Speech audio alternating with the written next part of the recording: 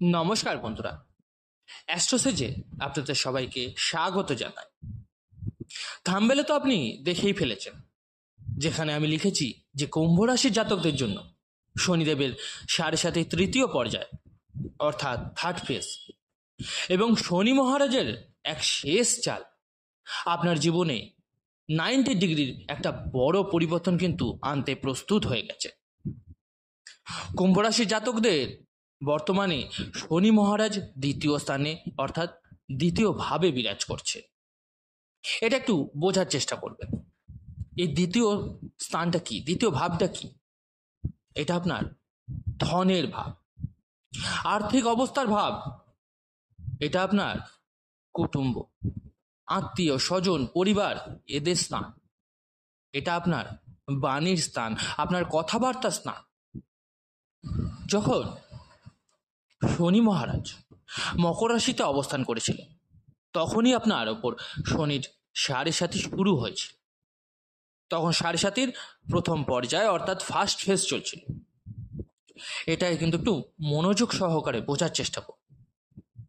একটা একটা করে বিষয় আপনি নিজের জীবনের সাথে সম্পর্ক স্থাপন করে দেখুন, বুঝতে পারবেন সব। যখন 7.5 প্রথম পর্যায়ে শুরু হয়, তখন এটা একটা প্রাথমিক অবস্থা হয়।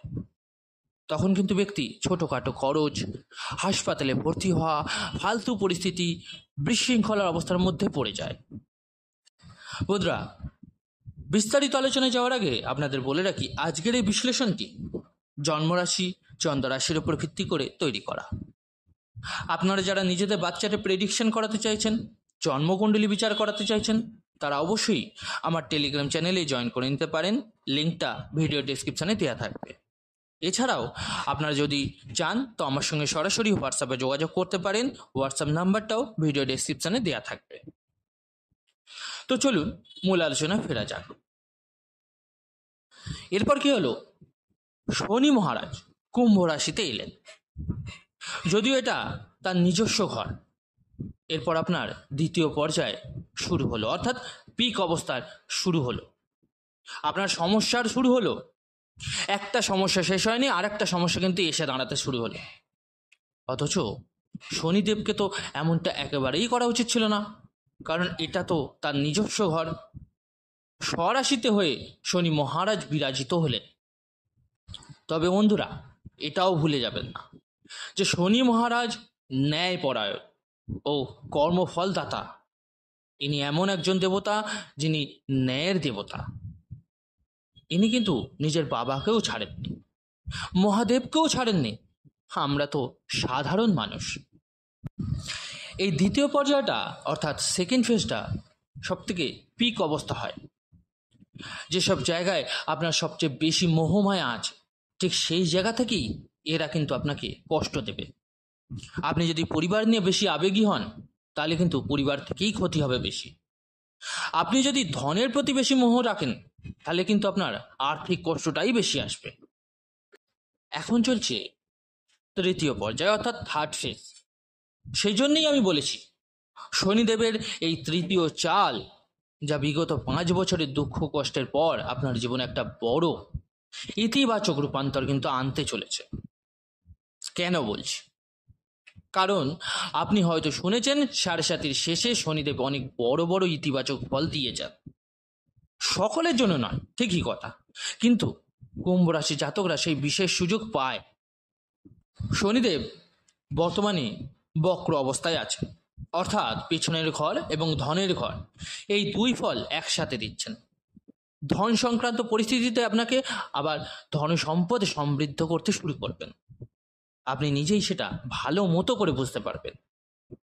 আপনার ব্যাংক ব্যালেন্স যেটা শূন্য হয়ে গেছিল, এমনকি লোনের পরিস্থিতি তৈরি হয়েছিল, সেটাই কিন্তু এখন পুনরুদ্ধার করা শুরু করবে। অর্থাৎ আপনার ব্যাংক ব্যালেন্স বাড়বে, সঞ্চয় শুরু হবে। পরিবারে যে অপমানজনক পরিস্থিতি তৈরি হয়েছিল, হঠাৎ করে সবকিছু ঠিকঠাক চললেও হঠাৎ করেই আবার কলহ শুরু হয়ে গেছিল। মানুষ আপনাকে বোঝা বন্ধ করে দেয়, আপনার কথার গুরুত্ব দেওয়া হয় না। এই অবস্থার পরিবর্তন কিন্তু ঘটবে। তৃতীয় পর্যায়ে অর্থাৎ থার্ড ফেজে শনিদেব আপনার জনসমক্ষে আবার আপনার মান সম্মান কিন্তু ফিরিয়ে আনবে। আপনার আত্মীয় স্বজন পরিবারের সাথে মায়ের স্বাস্থ্যের উন্নতি ঘটবে। সবার স্বাস্থ্যের উন্নতি কিন্তু একটু একটু করে দেখতে পাবেন। কোনো পৈতৃক সম্পত্তি সংক্রান্ত সমস্যা থাকলে তা কিন্তু সমাধান হয়ে যাবে। আপনার ভৌতিক সুখ বৃদ্ধি পাবে। যেমন ধরুন, জমি কিনতে পারেন, বাড়ি কিনতে পারেন, গাড়ি কিনতে পারেন, যে কোনো সম্পত্তি কিন্তু আপনি কেনা বেচা করতে পারেন। এই সমস্ত বিষয়ে কিন্তু আপনি ভালো ইতিবাচক ফল পাবেন। সপ্তম দৃষ্টি যখন অষ্টম ভাবে পড়বে, তখন মানসিক চাপ, হতাশা, কাজের বিলম্ব, এই সমস্ত কিছুর অবসান কিন্তু ঘটে যাবে। অর্থাৎ এগুলো থেকে কিন্তু আপনি মুক্তি পাবেন। দশম দৃষ্টিতে শনিদেব আপনার আয়ের ভাবকে দেখবেন। কর্মস্থলে নতুন পরিবর্তনের সম্ভাবনা তৈরি হবে। চাকরিতে প্রমোশন পেতে পারে, নতুন চাকরির সুযোগ আসবে ভালো, ব্যবসায় নতুন চুক্তি পাবেন। এরকম পরিবর্তন আপনি নিজেই দেখতে পাবেন।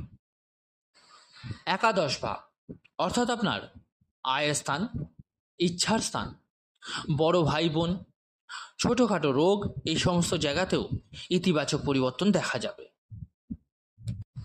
যাদের কুণ্ডলিতে শনিদেব শুভ স্থানে আছেন তাদের জন্য কিন্তু এই সময়টা একটা বিশাল রিকভারি পিরিয়ড হয়ে যাবে।